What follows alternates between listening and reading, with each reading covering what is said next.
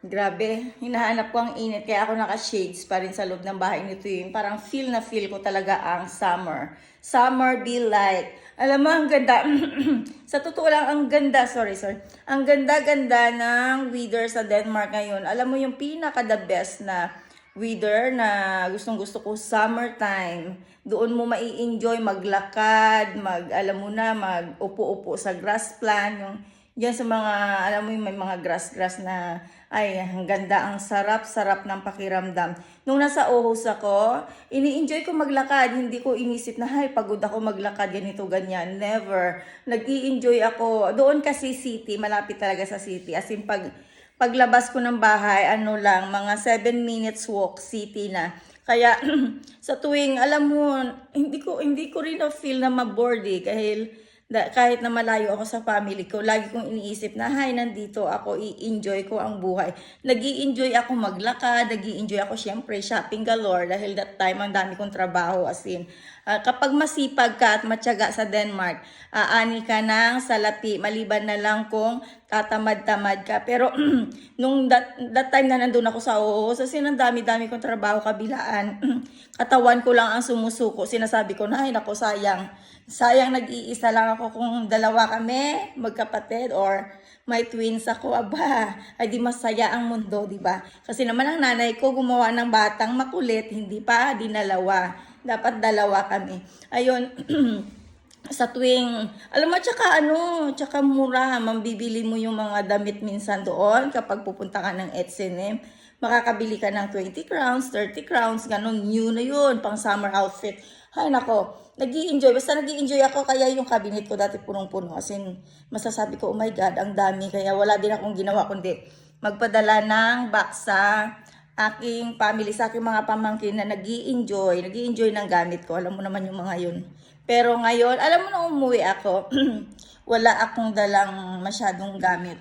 Pero doon ka, yung mga pamangkin ko, siyempre, pamangkin ko nagbibigay. Yung bilbil ko, oh, Diyos ko, nakakahiya yung bilbil ko, nakita nyo pa. Pero di bale, huwag nyo na lang silipin ang bilbil ko. Ayun nga, sila din ang nagbibigay sa akin ng gamit. O di ba, ang saya. Sabi ko dati, tinitignan ko sila, dati ako ang nagbibigay sa kanila. Nung doon ako sa Pilipinas, sila naman ang nambibigay sa akin ng mga kagamitan. Yun, mga damit, Siyempre, ako pa. Ayun, pag dito ako, kapag doon, sila din, o di ba, astig. Astig ang aking mga pamangkin, kaya proud tita. Narating nila kung ano yung mga pangarap nila sa buhay, kung ano sila ngayon na, alam mo yung kahit na nasa Pilipinas sila, they earn enough for livings. Kaya ayun, happy ako at masasabi ko na success in life, yung makita mo yung family mo kung paano mo hilahin pataas, yung ganun, yung naghihilahan kayo pataas, nagtutulungan na yun. At ang masasabi ko sa sarili ko kung paano ako maging successful in life ay ang makita ko na ang anak ko ay maging, alam mo na, professional. At alam ko na 13 years old pa lang siya, nakikita ko na she have a good future. Ayun lang, nagkwento lang ako ng talambuhay ko, guys. Ayun nga yung talambuhay ko, guys.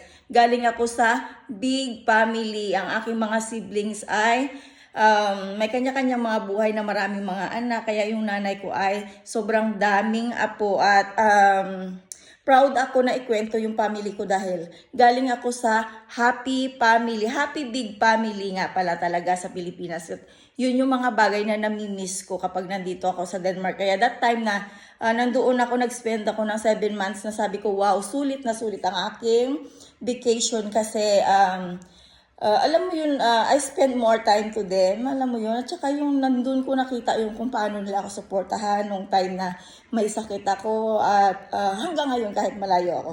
Kaya love na love ko ang family ko. Family oriented is the best. Kaya yun guys, ingat kayo, love your family. Wala kang ibang lalapitan kundi ang family mo lang. At ang best friend mo na pwede mong pagkatiwalaan. Yun guys, bye. Have a nice day sa inyong lahat. God bless you all.